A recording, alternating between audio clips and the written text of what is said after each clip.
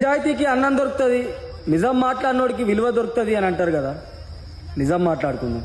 ఇప్పుడున్న కాలంలో నిజాయితీకి అన్నం దొరుకుతుందా, నిజం మాట్లాడినోడికి విలువ దొరుకుతుందా?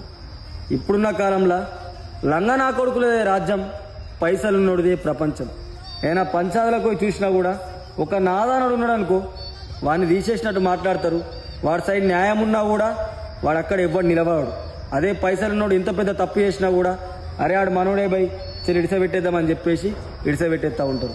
సో నిజాయితీకి ఈ కాలంలో అన్నం లేదు, నిజం మాట్లాడినోడికి అస్సలే విలువ లేదు. సో ఇంత లంగా ఉంటే అంత మనకే మంచిది కాకలు.